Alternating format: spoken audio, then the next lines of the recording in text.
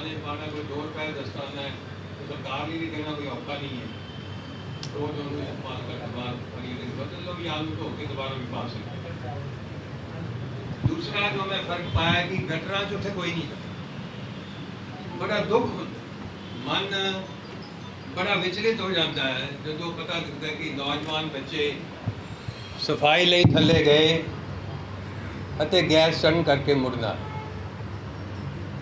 ठीक है, उन्होंने मुआवजा मिल गया, वो भी सौखा नहीं मिलता, लड़ाई लड़नी पैंदी है, पर एक इंसान नौजवान तो चला गया।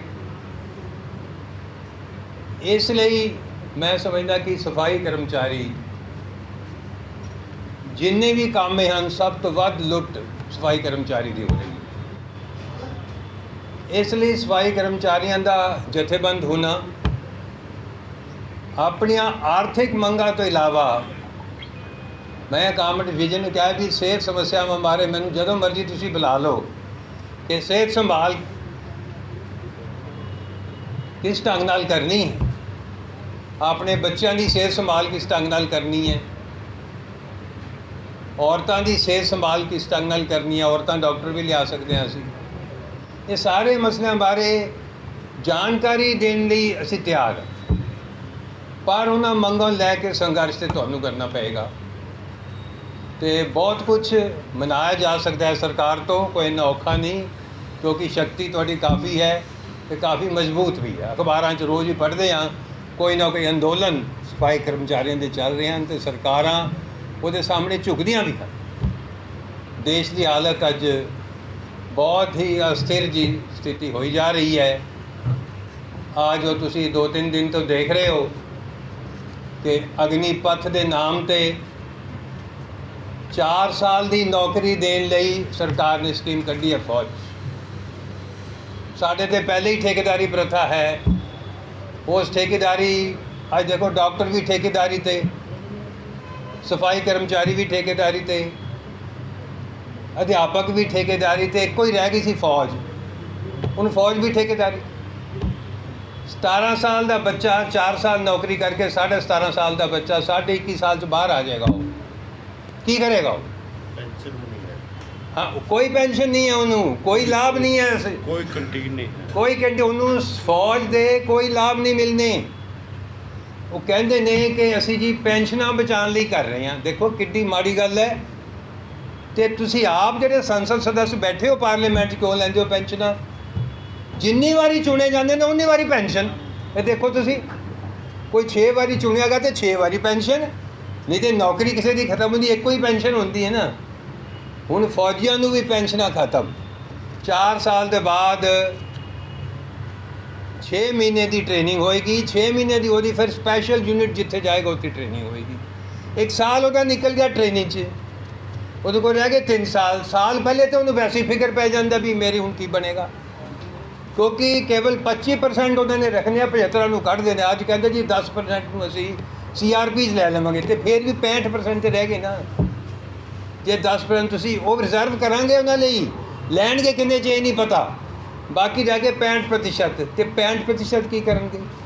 ट्रेंड हथियारबंद लड़का 22-23 साल का, आपे सोच लो जो असी 22-23 साल के सी, जे हथियार साढ़े हाथ च आ जाता सी तो उंज असी चामड़े पे होंगे।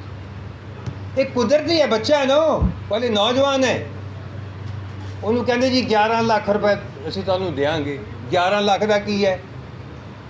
जिस किस्म के परिवारों चों ये बच्चे आ रहे हैं सारे, ज़्यादातर घट आमदनी वाले परिवार ने, इन्होंने परिवारों वैसे ही समस्यावां खड़ी हैं।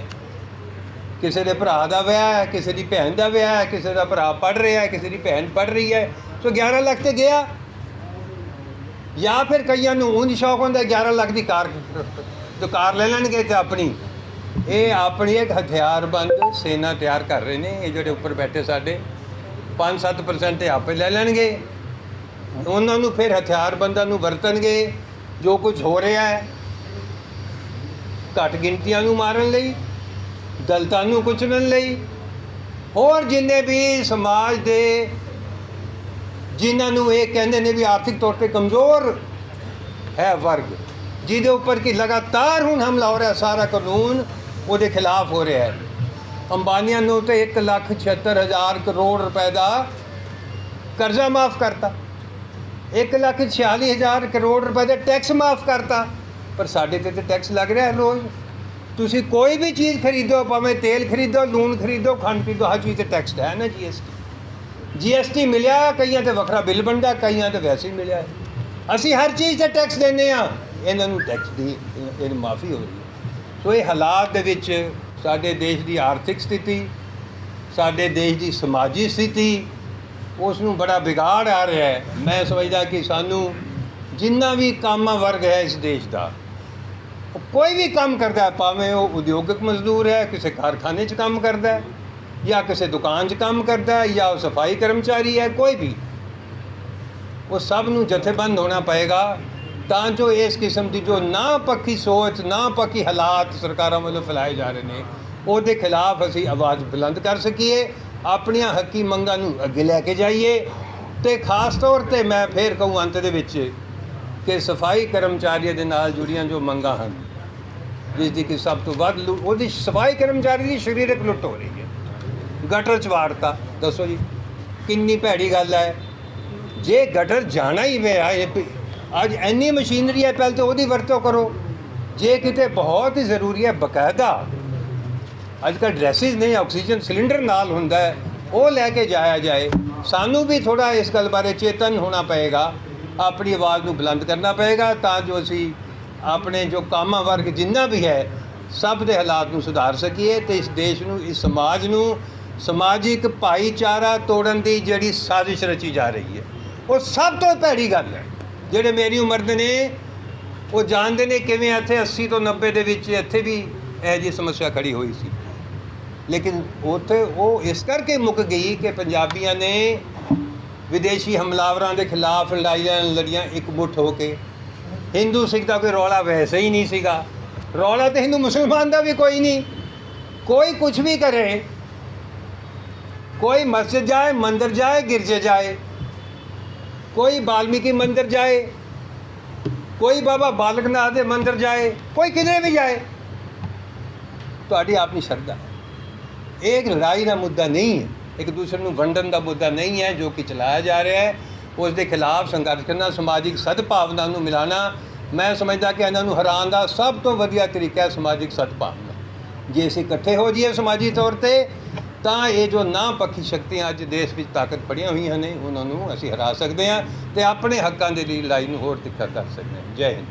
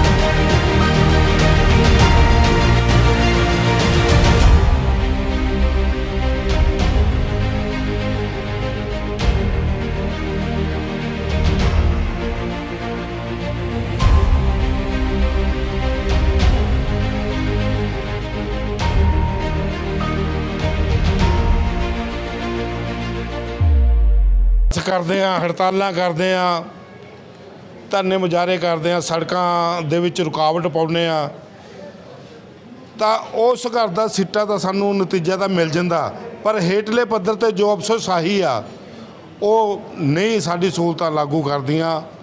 ਜਿਵੇਂ ਕਿ ਪਿਛਲੇ ਦਿਨ ਇੱਕ ਹਾਦਸੇ ਤਾਂ ਸਾਡੇ ਬਹੁਤ ਹੋਏ ਨੇ। ਪਿਛਲੇ ਦਿਨ ਨਗਰ ਕੌਂਸਲ ਮਲੇਰਕੋਟਲਾ ਦੇ ਵਿੱਚ ਜ਼ਿਲ੍ਹਾ ਸੰਗਰੂਰ ਇੱਕ ਹਾਦਸਾ ਹੋਇਆ। ਇੱਕ ਸਿਵਰਮੈਨ ਸਿਵਰ ਦੇ ਵਿੱਚ ਗਿਆ ਗਟਰ ਦੀ ਸਫਾਈ ਕਰਨ ਲਈ, ਤਾਂ ਉੱਥੇ ਹੀ ਉਹਨੇ ਮਤਲਬ ਗੈਸ ਚੜਨ ਦੇ ਨਾਲ ਉਹਨੇ ਆਪਣੇ ਦਮ ਤੋੜਤੇ। ਤੇ ਸਰਕਾਰਾਂ ਸਾਨੂੰ ਕਹਿ ਰਹੀਆਂ ਵੀ 10 ਲੱਖ ਦੀ ਬਜਾਏ ਅਸੀਂ 20 ਲੱਖ ਕਰ ਦਾਂਗੇ, ਪਰੰਤੂ 10 ਲੱਖ ਹੀ ਦਿੱਤਾ। ਜਦੋਂ ਸਰਕਾਰਾਂ ਕਹਿੰਦੀਆਂ ਕੁਛ ਨੇ ਤੇ ਕਰਦੀਆਂ ਕੁਛ ਨੇ। ਸੋ ਜੋ ਸਾਡੇ ਦੇ ਵਿੱਚ ਆ ਕੇ ਸਾਨੂੰ ਗੁੰਮਰਾਹ ਕਰਦੇ ਨੇ, ਰੋਸਟਰ ਪੈਦਾ ਕਰਦੇ ਨੇ ਮੰਗ ਦਾ ਸਫਾਈ ਸੇਵਕ ਅਤੇ ਸਿਵਰਮੈਨ ਦੀ ਆ, ਉਹ ਰੋਸਟਰ ਇਹੋ ਜਿਹਾ ਪੈਦਾ ਕਰਦੇ ਨੇ ਕਿ ਉਹਦੇ ਵਿੱਚ ਬਾਹਮਣ ਜੱਟ ਜੋ ਵੀ ਕੈਟਾਗਰੀ ਦੇ ਸਾਰੇ ਉਹਦੇ ਵਿੱਚ ਭਰਤੀ ਕੀਤੇ ਜਾਂਦੇ ਨੇ। ਉਹਨੂੰ ਰੋਸਟਰ ਕਹਿ ਦਿੰਦੇ ਆ ਵੀ ਅਸੀਂ ਤਾਂ ਉਹ ਮੰਗ ਪੱਤਰ ਦੇ ਵਿੱਚ ਨਹੀਂ ਲਿਖਿਆ ਸੀ, ਪਰੰਤੂ ਇਹਨਾਂ ਨੇ ਪੈਦਾ ਕਰਤਾ। ਇਹਦੀ ਅਸੀਂ ਨਿਖੇਧੀ ਕਰਦੇ ਹਾਂ ਤੇ ਸਰਕਾਰ ਤੋਂ ਪੁਰਜ਼ੋਰ ਮੰਗ ਕਰਦੇ ਹਾਂ, ਅਪੀਲ ਕਰਦੇ ਹਾਂ ਵੀ ਇਸ ਰੋਸਟਰ ਨੂੰ ਖਤਮ ਕੀਤਾ ਜਾਵੇ। ਜੋ ਸਫਾਈ ਸੇਵਕਾਂ ਦੇ ਹੱਕ ਅਤੇ ਸਿਵਰਮੈਨਾਂ ਦੇ ਹੱਕਾਂ ਉਹ ਪਹਿਲ ਦੇ ਆਧਾਰ 'ਤੇ ਇਹਨਾਂ ਨੂੰ ਦਿੱਤੇ ਜਾਣ। ਤੇ ਮੈਂ ਇਹੀ ਕਹਿੰਦਾ ਹੋਇਆ ਸਰਕਾਰ ਤੋਂ ਅਤੇ ਨਵੀਂ ਚੁਣੀ ਟੀਮ ਨੂੰ ਮੈਂ ਵਧਾਈ ਦਿੰਦਾ। ਉਮੀਦ ਕਰਦਾ ਵੀ ਆਪਣੀ ਸਫਾਈ ਸੇਵਕਾਂ ਤੇ ਸਿਵਰਮੈਨਾਂ ਦੀ ਮੰਗਾਂ ਦੇ ਲਈ ਸੰਘਰਸ਼ ਸਰਕਾਰ ਦੇ ਨਾਲ ਰਾਬਤਾ ਕਾਇਮ ਕਰਨਗੀਆਂ ਤੇ ਸੰਘਰਸ਼ ਦਾ ਰਾਹ ਨਾ ਸਾਨੂੰ ਅਪਣਾਉਣਾ ਪਵੇ। ਤੇ ਇੰਨੇ ਕਹਿੰਦਾ ਮੈਂ ਜੈ ਜਨਤਾ ਜੈ ਸੰਘਰਸ਼ ਜਿੱਤ ਲੋ। ਕੀ ਗਿਆ ਜਿਹੜਾ ਪੰਜਾਬ ਦੀ ਸੂਬਾ ਕਮੇਟੀ ਦਾ ਚੁਣਾਵ ਹੋਇਆ ਵਾ, ਔਰ ਉਹਦੇ ਵਿੱਚ ਇਹੋ ਫੈਸਲੇ ਲਏ ਗਏ ਆ ਵੀ ਜਿਹੜੀਆਂ ਸਫਾਈ ਸੇਵਕਾਂ ਤੇ ਸਿਵਰਮੈਨਾਂ ਦੀ ਜਿਹੜੀਆਂ ਮੰਗਾਂ ਉਹਨਾਂ ਬਾਰੇ ਵਿਚਾਰ ਵਟਾਂਦਰਾ ਕੀਤਾ ਗਿਆ ਵਾ। ਔਰ ਜਿਹੜੀ ਮਾਂ ਸਰਕਾਰ ਆ, ਅਸੀਂ ਇਹਨਾਂ ਕੋਲ ਬੜੀ ਅਸੀਂ ਆਸ ਰੱਖਦੇ ਆ, ਕਿਉਂਕਿ ਇਹਨਾਂ ਨੇ ਕਿਹਾ ਹੈ ਵੀ ਜਿਹੜਾ ਸਫਾਈ ਸੇਵਕ ਤੇ ਸਿਵਰਮੈਨ ਇਹਨਾਂ ਨੂੰ ਪਹਿਲ ਦੇ ਆਧਾਰ 'ਤੇ ਹੀ ਪੱਕੇ ਕੀਤਾ ਜਾਏਗਾ। ਔਰ ਅੱਜ ਹੀ ਮੇਰੀ ਜਿਹੜੀ ਟੀਮ ਬਣੀ ਆ, ਬਹੁਤ ਵਧੀਆ ਸਾਨੂੰ ਇੱਕ ਟੀਮ ਵਰਕ ਮਿਲਿਆ ਵਾ। ਸਾਰਿਆਂ ਦੇ ਮਨ 'ਚ ਬਹੁਤ ਇੱਕ ਹੈਗੀ ਆ ਵੀ ਅਸੀਂ ਮੁਲਾਜ਼ਮਾਂ ਦੇ ਪ੍ਰਤੀ ਕੰਮ ਕਰਨਾ ਵਾ, ਔਰ ਅਸੀਂ ਨਹੀਂ ਚਾਹੁੰਦੇ ਵੀ ਪੰਜਾਬ ਸਰਕਾਰ ਨਾਲ ਟਕਰਾਅਬਾਜ਼ੀ ਅਸੀਂ ਨਹੀਂ ਚਾਹੁੰਦੇ। ਅਸੀਂ ਵੀ ਅਮਨ ਸ਼ਾਂਤੀ ਵਾਲੇ ਹੈਗੇ ਆ। ਜਿਹੜੀਆਂ ਸਾਡੀਆਂ ਮੰਗਾਂ ਸਫਾਈ ਸੇਵਕ ਸਿਵਰਮੈਨ ਨੇ ਬਹੁਤ ਜਾਇਜ਼ ਮੰਗਾਂ ਵਾ। ਮੈਂ ਪੰਜਾਬ ਸਰਕਾਰ ਅੱਗੇ ਇਹੋ ਬੇਨਤੀ ਕਰਨਾ ਕਿ ਜਿਹੜਾ ਸਫਾਈ ਸੇਵਕ ਤੇ ਸਿਵਰਮੈਨਾਂ ਦੇ ਰੋਸਟਰ ਜਿਹੜਾ ਸਾਡੇ 'ਤੇ ਲਾਗੂ ਨਹੀਂ ਹੋਣਾ ਚਾਹੀਦਾ, ਕਿਉਂਕਿ ਇਹਨਾਂ ਨੇ ਪੂਰਾ ਆਪਣਾ ਇੱਕ ਜੀਵਨ ਕਾਰਪੋਰੇਸ਼ਨਾਂ ਨੂੰ ਕਮੇਟੀਆਂ ਨੂੰ ਦੇਤਾ। ਕਿਉਂ ਤੁਹਾਨੂੰ ਵੀ ਸਾਰਿਆਂ ਨੂੰ ਪਤਾ ਵੀ ਕਰੋਨਾ ਦੀ ਮਹਾਮਾਰੀ ਨੂੰ ਮੁੱਖ ਰੱਖਦਿਆਂ ਹੋਇਆ ਮਾਂ ਆਪਣੇ ਬੱਚੇ ਨੂੰ ਨਹੀਂ ਪਹਿਚਾਣ ਦਿੰਦੀ, ਪਰ ਸਫਾਈ ਕੰਮ ਆ ਜਿਹੜਾ ਵਿਚਾਰਾ ਘਰੋਂ ਬਾਹਰ ਨਿਕਲਦਾ ਸੀ 100 ਬਿਮਾਰੀਆਂ ਲੈ ਕੇ ਆਪਣੇ ਘਰ ਜਾਂਦਾ ਰਿਹਾ, ਆਪਣੇ ਬੱਚਿਆਂ ਵਿੱਚ ਸੌਂਦਾ ਰਿਹਾ। ਇਸ ਕਰਕੇ ਜਿਹੜਾ ਸਾਡਾ ਬਣਦਾ ਹੱਕ ਉਹ ਦਿੱਤਾ ਜਾਏ। ਰੋਸਟਰ ਮੈਂ ਪੰਜਾਬ ਸਰਕਾਰ ਅੱਗੇ ਬੇਨਤੀ ਕਰਨਾ ਵੀ ਇਸ ਰੋਸਟਰ ਜਿਹੜਾ ਹੈਗਾ ਇਹ ਨਵੀਂ ਅਪੁਆਇੰਟਮੈਂਟ ਦਾ ਇਸ਼ੂ ਹੋਣਾ ਚਾਹੀਦਾ, ਨਾ ਕਿ ਜਿਹੜੇ ਪੁਰਾਣੀ ਜਿਹੜੀਆਂ ਪੋਸਟ ਹੈਗੀਆਂ ਜਿਹੜੇ 15-20 ਸਾਲ ਹੋ ਚੱਲੇ ਜਿਹੜੀ ਕਾਰਪੋਰੇਸ਼ਨ ਦੀ ਕਮੇਟੀਆਂ ਸੇਵਾ ਕਰਦੇ ਇਹਨਾਂ ਦਾ ਕੋਈ ਰੋਸਟਰ ਨਹੀਂ ਹੋਣਾ ਚਾਹੀਦਾ। ਬਿਨਾਂ ਰੋਸਟਰ ਤੋਂ ਇਹਨਾਂ ਦਾ ਬਣਦਾ ਹੱਕ ਦੇਣਾ ਚਾਹੀਦਾ। ਜਾਂ ਵਾਲਮੀਕੀ ਮੈਂ ਚਾਹੁੰਦਾ ਵੀ ਇਹ ਅਫਸਰਾਂ ਦੀ ਲਾਪਰਵਾਹੀ ਆ। ਜੇ ਸੁਪਰੀਮ ਕੋਰਟ ਵੱਲੋਂ ਇੱਕ ਰੂਲਿੰਗ ਆਈ ਦੀ ਆ ਵੀ ਉਹਨਾਂ ਨੂੰ ਬਿਨਾਂ ਮਾਸਕ ਤੋਂ ਅੰਦਰ ਨਹੀਂ ਵੜਨਾ ਚਾਹੀਦਾ, ਮੈਂ ਤਾਂ ਉਹਨਾਂ ਅਫਸਰਾਂ ਅੱਗੇ ਬੇਨਤੀ ਕਰਨਾ ਚਾਹੁੰਦਾ ਵੀ ਇਹੀ ਨਹੀਂ ਚਾਹੁੰਦੇ ਵੀ ਕੋਈ ਵੀ ਮੁਲਾਜ਼ਮ ਦੀ ਡੈਥ ਹੋ ਜਾਏ ਸਿਵਰਮੈਨ ਦੇ ਵਿੱਚ, ਵੀ ਅਫਸਰਾਂ ਦਾ ਵੀ ਨੁਕਸਾਨ ਆ ਇਸ ਦੇ ਵਿੱਚ। ਇਸ ਕਰਕੇ ਮੇਰੀ ਬੇਨਤੀ ਆ ਵੀ ਬਿਨਾਂ ਮਾਸਕ ਤੋਂ ਪੰਜਾਬ ਦੇ ਵਿੱਚ ਮੈਂ ਆਪਣੇ ਸਿਵਰਮੈਨਾਂ ਅੱਗੇ ਇਹੋ ਬੇਨਤੀ ਕਰਨਾ ਵੀ ਜਿੰਨਾ ਚਿਰ ਤੁਹਾਡਾ ਸਮਾਨ ਮੁਹੱਈਆ ਨਹੀਂ ਕਰਾਇਆ ਜਾਂਦਾ ਕੋਈ ਵੀ ਸੀਵਰ ਦੇ ਵਿੱਚ ਨਾ ਵੜੇ। ਜਿਹੜਾ ਵੀ ਅਫਸਰ ਤੁਹਾਨੂੰ ਮਜਬੂਰ ਕਰਦਾ ਸਿਵਰਮੈਨ ਦੇ ਉਹ ਸਾਨੂੰ ਦੱਸੋ, ਅਸੀਂ ਉਹ ਅਫਸਰ ਦੇ ਖਿਲਾਫ ਸਖਤ ਤੋਂ ਸਖਤ ਕਾਰਵਾਈ ਕਰਾਂਗੇ। ਕੀ ਹੈ ਕਿ ਅਸੀਂ ਸਰਕਾਰਾਂ ਕੋਈ ਵੀ ਆਣ, ਇਹਦੇ ਭਾਵੇਂ ਜਿੰਨੀਆਂ ਪਿਛਲੀ ਸਰਕਾਰ ਵੀ ਗਈ ਹੈ, ਚੰਨੀ ਸਰਕਾਰ ਗਏ, ਉਹਨਾਂ ਦੀ ਕੋਠੀ ਸਾਡੀ ਮੀਟਿੰਗ ਹੋਈ ਆ, ਉੱਥੇ ਵੀ ਉਹ ਸਾਡੀ ਜਦੋਜਹਿਦ ਚੱਲੀ ਆ ਵੀ ਜਿਹੜੀਆਂ ਸਾਡੇ ਕੋਈ ਵੀ ਸਫਾਈ ਕੰਮ ਹੈ ਸਿਵਰਮੈਨਾਂ ਨੂੰ ਉਹਨਾਂ ਨੂੰ ਸੇਫਟੀ ਕਰਨ ਨੂੰ ਮੁਹੱਈਆ ਕਰਾਇਆ ਜਾਏ। ਔਰ ਮੈਂ ਦੇ ਅਫਸਰਾਂ ਅੱਗੇ ਵੀ ਇਹ ਬੇਨਤੀ ਕਰਾਂਗਾ ਵੀ ਕੋਈ ਇੰਨਾ ਖਰਚੇ ਵਾਲੀ ਕੋਈ ਗੱਲ ਨਹੀਂ ਹੈਗੀ। ਇਸ ਕਰਕੇ ਮੇਰੀ ਬੇਨਤੀ ਆ ਵੀ ਜਿੰਨਾ ਚਿਰ ਕਿਸੇ ਕੋ ਵੀ ਸੇਫਟੀ ਉਪਕਰਨ ਉਹ ਸਿਵਰਮੈਨ ਦੇ ਥੱਲੇ ਨਾ ਹੋ। ਤਾਂ ਜੀ ਅੱਜ ਸਾਡੀ ਨਵੀਂ ਕਮੇਟੀ ਦਾ ਗਠਨ ਹੋਇਆ ਹੈ, ਤਾਂ ਇਹ ਜਿਹੜੀ ਕਮੇਟੀ ਬਣੀ ਹੈ ਇਹ ਮੰਗਾਂ ਨੂੰ ਪੂਰੀਆਂ ਕਰਾਉਣ ਵਾਸਤੇ ਬਣੀ ਹੈ, ਨਾ ਕਿ ਕੋਈ ਉਹਦੇ ਲੈ ਕੇ ਬੈਠਣ ਵਾਸਤੇ ਬਣੀ ਹੈ। ਆ ਪਿਛਲੇ ਦਿਨੀ ਅਸੀਂ 27/5/2022 ਨੂੰ ਅਸੀਂ ਸੀਐਮ ਸਾਹਿਬ ਦੇ ਕੋਠੀ ਗਏ ਸੀਗੇ। ਤਾਂ ਸੀਐਮ ਸਾਹਿਬ ਬਣਨ ਤੋਂ ਪਹਿਲਾਂ ਤਾਂ ਬੜੇ ਦਾਅਵੇ ਕਰਦੇ ਸੀਗੇ ਕਿ ਵੀ ਜਿਹੜੇ ਵੀ ਮੁਲਾਜ਼ਮ ਨੇ ਆ ਜੋ ਵੀ ਉਹਨਾਂ ਦਾ ਜਿਹੜਾ ਹਰਾ ਪੈਨ ਹੈ ਵੀ ਉਹ ਚੱਲੂਗਾ ਤਾਂ ਮੁਲਾਜ਼ਮਾਂ ਦੇ ਹੱਕਾਂ ਲਈ ਚੱਲੂਗਾ। ਜਦੋਂ ਅਸੀਂ ਸੀਐਮ ਸਾਹਿਬ ਦੀ ਕੋਠੀ ਗਏ, ਪਹਿਲਾਂ ਸੀਐਮ ਸਾਹਿਬ ਕਹਿੰਦੇ ਸੀਗੇ ਜੀ ਆਪਣੇ ਖੇਤਾਂ ਦੇ ਵਿੱਚ ਬੈਠ ਕੇ ਤੁਸੀਂ ਜਨਤਾ ਦਰਬਾਰ ਲਾਇਓ, ਫਲਾਨਾ ਲਾਇਓ, ਢਿਮਕਾ ਲਾਇਓ। ਜਦੋਂ ਅਸੀਂ ਉੱਥੇ ਗਏ, ਉੱਥੇ ਪੁਲਿਸ ਦਿਖੀ ਜੀ, ਉੱਥੇ ਮੁਲਾਜ਼ਮ ਤਾਂ ਕੋਈ ਸਾਡਾ ਸੁਣਵਾਈ ਹੀ ਨਹੀਂ ਹੋਈ ਹੈਗੀ। ਪਹਿਲਾਂ ਸਾਨੂੰ ਮਾਹਰ ਗੇਟ ਦੇ ਰੋਕਿਆ ਗਿਆ, ਫਿਰ ਸਾਨੂੰ ਅੰਦਰ ਰੋਕਿਆ ਗਿਆ, ਫਿਰ ਸਾਨੂੰ ਉਹ ਤੋਂ ਬਾਅਦ ਅੰਦਰ ਰੋਕਿਆ ਗਿਆ। ਘੱਟੋ ਘੱਟ ਅਸੀਂ ਉੱਥੇ 150 ਪੂਰੇ ਸਫਾਈ ਕਰਮਚਾਰੀ, ਸੀਵਰਮੈਨ ਯੂਨੀਅਨ ਦੇ ਪੂਰੇ ਪੰਜਾਬ ਦੇ ਬੰਦੇ ਅਸੀਂ ਖੜੇ ਸੀਗੇ, ਤਾਂ ਸਾਨੂੰ ਕਹਿੰਦੇ ਜੀ ਤੁਸੀਂ 3 ਜਣੇ ਅੰਦਰ ਆ ਜਾਓ। ਇਹ ਜੀ ਤੰਗੀਆਂ ਸਾਨੂੰ ਦੁਬਾਰਾ ਆਉਣਗੀਆਂ ਤਾਂ ਜਿਹੜੀ ਸਾਡੀ ਅੱਜ ਪੰਜਾਬ ਸਫਾਈ ਸੇਵਕ ਯੂਨੀਅਨ ਬਣੀ ਹੈ ਜੀ, ਤਾਂ ਉਹ ਬਹੁਤ ਵੱਡਾ ਤਿੱਖਾ ਸੰਘਰਸ਼ ਉਲੀਕੂਗੀ। ਇਹਦੇ ਵਿੱਚ ਅਸੀਂ ਕਿਸੇ ਦੀ ਗੱਲ ਨਹੀਂ ਮੰਨਣੀ ਹੈਗੀ। ਜਿਹੜਾ ਸਫਾਈ ਦਾ ਤੇ ਸੀਵਰ ਦਾ ਕੰਮ ਹੈ ਨਾ, ਜੋ ਟੋਟਲੀ ਬੰਦ ਕੀਤਾ ਜਾਊਗਾ। ਤੇ ਇੱਕ ਗੱਲ ਮੈਂ ਹੋਰ ਜ਼ਰੂਰ ਕਹਿਣਾ ਚਾਹੁੰਦਾ ਹਾਂ, ਤਾਂ ਅਸੀਂ ਜਾ ਕੇ ਜ਼ਿਲ੍ਹੇ ਦੇ ਵਿੱਚ ਵੀ ਇਹ ਅਸੀਂ ਮੰਗ ਕਰਨੀ ਹੈ ਤੇ ਸਾਡੇ ਮੁਲਾਜ਼ਮਾਂ ਨੂੰ ਸਮਝਾਉਣਾ ਹੈ। ਅੱਜ ਕੱਲ੍ਹ ਆਟੋਮੈਟਿਕਲੀ ਮਸ਼ੀਨਰੀ ਆ ਚੁੱਕੀ ਹੈ, ਤਾਂ ਉਹਨਾਂ ਨੂੰ ਮਾਸਕ ਵੀ ਕਿਉਂ ਦਿੱਤੇ ਜਾਣ ਤੇ ਆਕਸੀਜਨਾਂ ਵੀ ਕਿਉਂ ਦਿੱਤੀ ਜਾਣ? ਜਦੋਂ ਮਸ਼ੀਨਰੀ ਹੈਗੀ ਹੈ ਤਾਂ ਮਸ਼ੀਨਰੀ ਨਾਲ ਸੀਵਰ ਖੋਲ੍ਹੇ ਜਾਣ। ਤਾਂ ਜਿਹੜੀ ਜਾਨ ਦੀ ਕੀਮਤ ਹੈ ਉਹ ਪਰਿਵਾਰ ਹੀ ਜਾਣਦਾ ਹੁੰਦਾ ਹੈ, ਤੇ ਅਸੀਂ ਜਾਣਦੇ ਹਾਂ।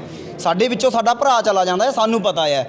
ਅੰਬਰੇ ਕੋਟਲੇ ਦੇ ਵਿੱਚ 11 ਤਰੀਕ ਨੂੰ ਇੱਕ ਮੁਲਾਜ਼ਮ ਦੀ ਡੈਥ ਹੋਈ ਹੈ, ਤਾਂ ਸਾਨੂੰ ਪਤਾ ਜੀ ਉਹਦੇ ਘਰ ਦੇ ਉੱਤੇ ਕੀ ਬੀਤ ਰਹੀ ਸੀ ਜੀ।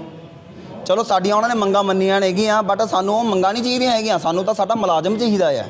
ਸਾਡੀਆਂ ਜਿਹੜੀ ਹੈਲਥ ਹੈ ਉਹਦਾ ਧਿਆਨ ਰੱਖਿਆ ਜਾਵੇ। ਜਿਹੜਾ ਗੰਦਗੀ ਦਾ ਕੰਮ ਹੈ ਕੋਈ ਨਹੀਂ ਕਰਦਾ ਹੈਗਾ, ਇਹ ਸਿਰਫ ਸਫਾਈ ਕੰਮਾਂ ਕਰਦਾ ਹੈ। ਤਾਂ ਸਰਕਾਰ ਨੂੰ ਅਸੀਂ ਉਰੇ ਇਸ ਮੰਚ ਤੋਂ ਪੁਰਜ਼ੋਰ ਅਪੀਲ ਕਰਦੇ ਹਾਂ ਵੀ ਸਫਾਈ ਸੇਵਕਾਂ ਵੱਲ ਧਿਆਨ ਦੇਵੋ, ਵੀ ਜੇ ਨਹੀਂ ਤਾਂ ਜੇ ਤੁਸੀਂ ਇੱਦਾਂ ਦਾ ਕੁਝ ਸਾਡੇ ਨਾਲ ਕਰੋਗੇ ਤਾਂ ਜਿਹੜਾ ਇਹਦਾ ਨੁਕਸਾਨ ਹੈ ਤਾਂ ਸਰਕਾਰ ਨੂੰ ਹੋਣਾ ਹੈ। ਘੱਟੋ ਘੱਟ ਪੰਜਾਬ ਦੇ ਵਿੱਚ ਜਿਹੜਾ ਐਸਸੀ ਵਰਗ ਹੈ ਉਹ 32.5 ਤੋਂ 33% ਹੈ। ਜਦੋਂ ਅਸੀਂ ਅੱਕੇ ਹੋਏ ਸੀ, ਅਸੀਂ ਅੱਕ ਕੇ ਅਸੀਂ ਕਾਂਗਰਸ ਦੀ ਸਰਕਾਰ ਪਲਟ ਸਕਦੇ ਹਾਂ, ਤਾਂ ਇਹ ਨਾ ਹੋਵੇ ਮਾਨ ਸਾਹਿਬ ਅਸੀਂ ਤੁਹਾਡੀ ਸਰਕਾਰ ਵੀ ਪਲਟ ਦਈਏ। ਤਾਂ ਇੰਨਾ ਕਹਿੰਦਾ ਹੋਇਆ ਮੈਂ ਆਪਣੀ ਥਾਂ ਲਊਂਗਾ। ਜੈ ਜਨਤਾ ਜੈ ਸੰਘਰਸ਼ ਜਿੱਤ ਲਓ। ਜੋ ਵੀ ਜ਼ਿੰਮੇਵਾਰੀ ਪੂਰੇ ਪੰਜਾਬ ਦੀਆਂ ਜਥੇਬੰਦੀਆਂ ਨੂੰ ਲਗਾਈ ਜਾਏਗੀ। ਹੁਣ ਮੇਰੇ ਪ੍ਰਧਾਨ ਜੀ ਮੇਰੇ ਨਾਲ ਖੜੇ ਨੇ, ਮੈਂ ਪ੍ਰਧਾਨ ਜੀ ਹੋਰਾਂ ਨੂੰ ਕਿਹਾ ਵਾ ਵੀ ਇੱਕ ਮੀਟਿੰਗ ਆਪਾਂ ਜਲਦੀ ਅਗਲੇ ਹਫਤੇ ਪੂਰੇ ਪੰਜਾਬ ਦੇ ਵਿੱਚ ਘੁੰਮ ਕੇ ਹਰ ਇੱਕ ਜ਼ਿਲ੍ਹੇ ਦੇ ਵਿੱਚ ਜਾ ਕੇ, ਹਰ ਇੱਕ ਸ਼ਹਿਰ ਦੇ ਵਿੱਚ ਜਾ ਕੇ ਅਸੀਂ ਆਪਣੇ ਮੁਲਾਜ਼ਮਾਂ ਦੀਆਂ ਮੁਸ਼ਕਲਾਂ ਦੀ ਇੱਕ ਰੋਸਟਰ ਤਿਆਰ ਕਰਕੇ, ਕਿਉਂਕਿ ਉਹ ਰੋਸਟਰ ਤਿਆਰ ਕਰਕੇ ਅਸੀਂ ਜਲਦੀ ਪੰਜਾਬ ਸਰਕਾਰ, ਮੁੱਖ ਮੰਤਰੀ ਆਪਣੇ ਭਗਵੰਤ ਮਾਨ ਸਾਹਿਬ ਜੀ ਅੱਗੇ ਰੱਖਾਂਗੇ। ਜਿਹੜੀਆਂ ਵੀ ਸਾਡੀਆਂ ਮੁਲਾਜ਼ਮਾਂ ਦੀਆਂ ਜਾਣੀ ਕਿ ਬਹੁਤ ਮੇਜਰ ਪ੍ਰੋਬਲਮਾਂ ਨੇ ਉਹਨਾਂ ਤੋਂ ਹੱਲ ਕਰਾਇਆ ਜਾਏਗਾ। ਮੁਲਾਜ਼ਮ ਦੇ ਵਿੱਚ ਕਈਆਂ ਨੇ ਕਿਹਾ ਵੀ ਮੈਂ BA ਕੀਤੀ ਦੀ ਮੈਨੂੰ ਤਰੱਕੀ ਨਹੀਂ ਮਿਲੀ, ਮੈਂ +2 ਕੀਤੀ ਦੀ ਮੈਨੂੰ ਤਰੱਕੀ ਨਹੀਂ ਮਿਲੀ। ਅਸੀਂ ਇਹੋ ਹੀ ਜਿਹੜੀਆਂ ਮੁਲਾਜ਼ਮਾਂ ਦੀਆਂ ਮੁਸ਼ਕਲਾਂ ਨੇ ਅਸੀਂ ਹਰ ਜ਼ਿਲ੍ਹੇ ਦੇ ਵਿੱਚ ਜਾ ਕੇ ਉਹਨਾਂ ਦਾ ਇੱਕ ਰੋਸਟਰ ਤੁਹਾਨੂੰ ਪਹਿਲੇ ਵੀ ਕਿਹਾ ਮੈਂ ਤਿਆਰ ਕਰਨਾ ਵਾ। ਜਾ ਕੇ ਕਿਸੇ ਵਰਗ ਨੂੰ ਜੇ ਕਿਸੇ ਮੁਲਾਜ਼ਮ ਨੂੰ ਕਿਸੇ ਬੰਦ ਦੀ ਤਰੱਕੀ ਬੰਦੀ ਹੋ ਰਹੀ ਤਾਂ ਉਹਨੂੰ ਤਰੱਕੀ ਦਿੱਤੀ ਜਾਏਗੀ। ਇਸੇ ਕਰਕੇ ਅੱਜ ਪੂਰੇ ਪੰਜਾਬ ਦੇ ਵਿੱਚ ਲੁਧਿਆਣਾ ਕਾਰਪੋਰੇਸ਼ਨ ਨਗਰ ਨਿਗਮ ਦਫ਼ਤਰ ਦੇ ਵਿੱਚ ਇੱਕ ਪੰਜਾਬ ਦੀ ਨਵੀਂ ਟੀਮ ਤਿਆਰ ਕੀਤੀ ਗਈ ਆ, ਜਿਸ ਦੇ ਵਿੱਚ ਪ੍ਰਧਾਨ, ਸੈਕਟਰੀ, ਚੇਅਰਮੈਨ ਤੇ ਨਾਲ 20 ਮੈਂਬਰੀ ਕਮੇਟੀ ਗਠਿਤ ਕੀਤੀ ਗਈ ਆ। ਉਹ 20 ਮੈਂਬਰੀ ਗਠਿਤ ਕਮੇਟੀ ਦਾ ਮਕਸਦ ਹੀ ਇਹ ਵਾ ਵੀ ਪੂਰੇ ਪੰਜਾਬ 'ਚ ਘੁੰਮ ਕੇ ਪੂਰੇ ਮੁਲਾਜ਼ਮਾਂ ਦੀਆਂ ਮੁਸ਼ਕਲਾਂ ਸੁਣ ਕੇ ਉਹ ਸਾਡੇ ਸ਼ਾਸਨ ਪ੍ਰਸ਼ਾਸਨ ਕੋ ਵੀ ਕਰਾਉਣੀਆਂ ਅਤੇ ਮੌਜੂਦਾ ਸਰਕਾਰ ਕੋ ਵੀ ਕਰਾਉਣੀਆਂ। ਦੇ ਵਿੱਚ ਜਿਹੜੀਆਂ ਸੀਵਰ ਦੇ ਵਿੱਚ ਜਾਣ ਵਾਲੀਆਂ ਮਸ਼ੀਨਰੀ ਅੱਧੋ ਜ਼ਿਆਦਾ ਆ ਚੁੱਕੀ ਹੈ। ਜਿਸ ਤਰ੍ਹਾਂ ਨਗਰ ਪਾਲਿਕਾ ਨੇ, ਨਗਰ ਕਮੇਟੀਆਂ ਨੇ, ਉਹਨਾਂ ਕੋਲ ਹਜੇ ਤੱਕ ਇਹੋ ਜਿਹੀਆਂ ਫੈਸਿਲਿਟੀਆਂ ਨਹੀਂ ਪਹੁੰਚੀਆਂ। ਇਹੋ ਹੀ ਅਸੀਂ ਸਰਕਾਰ ਨੂੰ ਜਾਣੂ ਕਰਾਉਣਾ ਵਾ, ਇਹੋ ਹੀ ਅਸੀਂ ਆਪਣੀਆਂ ਨਿਗਮਾਂ ਨੂੰ, ਨਗਰ ਪਾਲਿਕਾ ਨੂੰ ਤੇ ਕਾਰਪੋਰੇਸ਼ਨਾਂ ਦੇ ਅੱਗੇ ਇਹੋ ਹੀ ਸਾਡੀ ਡਿਮਾਂਡ ਹੈ ਮੇਨ, ਵੀ ਜਿਹੜੀ ਮੁਲਾਜ਼ਮਾਂ ਨੂੰ ਫੈਸਿਲਿਟੀ ਚਾਹੀਦੀ ਉਹ ਫੈਸਿਲਿਟੀ